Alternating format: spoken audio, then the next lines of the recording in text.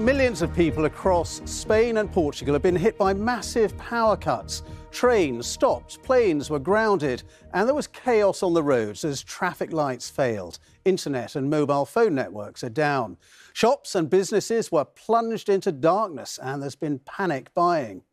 Well, it isn't yet clear what has caused the blackouts, but a cyber attack appears to have been ruled out. This report from Ellie Price.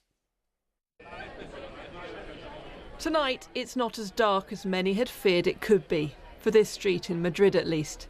An hour and a half ago, the light's back, but there are certain neighbourhoods in Madrid that haven't done it. It's been a bit of a fearful day, but now it seems that all is over. But earlier, this was the metro system in Porto. A similar picture in other big cities as the outage hit Spain and Portugal, as well as parts of southern France this morning. Back in Spain, locals helped stranded passengers as trains literally stopped in their tracks. The entire rail network ground to a halt. This one, midway between Seville and Madrid. Everyone's sort of been so nice, and anytime anyone's got any food or water, they share it around everyone. So that's been really nice, just kind of that kind of community feeling. For those who chose to drive, more misery. This is what happened as soon as the traffic lights stopped working. The centre of Madrid quickly grinding to a standstill. I don't understand anything. I just don't know who to turn to. My daughter's in Barcelona about to give birth. We're going to miss the train to get there and see her. There were flight delays, cancellations and frustrations in both countries, though Lisbon airport was the worst hit. Currently expecting to have to stay in Lisbon overnight, but I have no idea if I can actually even book a hotel because currently places can't take any payment. Lack of phone signal quickly became problematic for everyone, with businesses shutting up shop, unable to keep the lights on or take card payments, which then meant people rushed to take out cash. Where retailers could stay open, shoppers came to get what they could, the shelves emptying quickly in some areas. Is it bothering you like this? Play was suspended at the Madrid Open, including for Britain's Jacob Fernley, as a camera got stuck in the way and the electronic line judges and scoreboard stopped working. It didn't affect American Coco Gauff powering through to the quarter-final, though, but it did ruin her post-match interview. So maybe I just need to not get a lot of sleep. When the mic and sound system went off. The rest of the day's action at the tournament was called off. Spectators had to leave in the dark. The Portuguese government has ruled out a cyber attack, but tonight Spain's Prime Minister said all causes would be investigated as he asked people to only use their mobile phones responsibly. Telecommunications are now at a critical moment.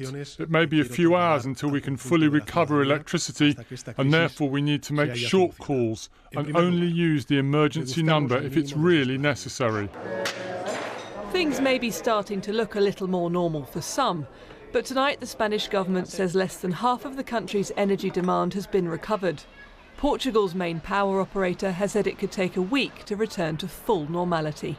Ellie Price, BBC News.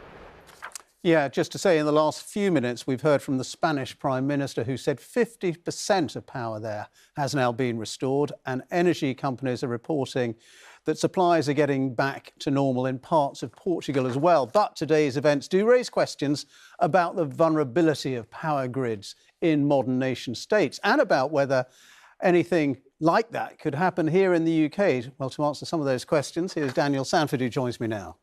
Yes, Ben, modern power networks are incredibly complex systems with electricity generators like power stations, solar farms and wind farms connected to consumers by a high-tech, high-voltage network.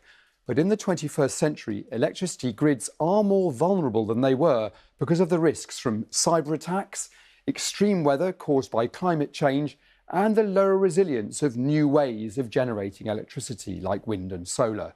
And the fail-safe mechanisms mean that when things start to go wrong, there can be a domino effect and a whole network can go down. Spain and Portugal seem to have narrowly avoided that.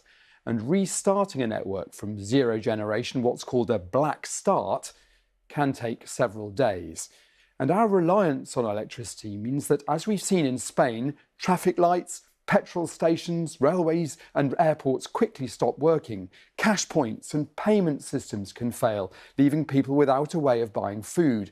And if the power cut lasts for more than a few hours, mobile phone networks, the internet and even the television networks can fail. Hospitals should keep working with their backup generators. This worst-case scenario would leave people without food or water and with no way of getting information about what to do. So although a massive power cut is very unlikely here, the risk is no longer zero, and according to the government's official risk register, the effect would be catastrophic. That's why 2 years ago, the government started encouraging households to keep an emergency kit at home, with a torch with spare batteries, a radio that works without mains power, and enough tinned food and water to last a few days. Ben. OK, Daniel, thank you very much indeed. And our Europe correspondent Nick Beake has just arrived in Madrid, and he joins me now on the phone because of the power situation there. Nick, just bring us up to date. What is the latest from there now? Good evening, Ben. Yes, I'm in a very eerie central Madrid where my journey to this place was really pretty much in the dark. Many, many lights are not on. You can see mainly police officers and flashing blue lights. The traffic lights that we've been hearing about today, they're still not functioning. In some streets, there is a flicker of light. And, of course, this was the day that the lights went out. And for some, I think, younger Spaniards, they weren't quite taken back to the dark ages, but this was a world they'd never seen before. No mobile phones working, contactless payments not available. And if I just describe the scene now, Ben, you've got hundreds of people that I can see. Many, I've spoken to a few tonight, people whose phones are dying, they haven't been able to recharge them. You get pockets of signal every now and then. But certainly, if we're hearing tonight that 50% of the country is getting back to normal, it doesn't feel like it here. This is a massive job that they've got, that they're undertaking. This power went out in seconds, but it's going to take a lot longer than that, Ben, to restore it to what it was. Nick, thank you very much. Nick Beake there for us in Madrid. Extraordinary day there.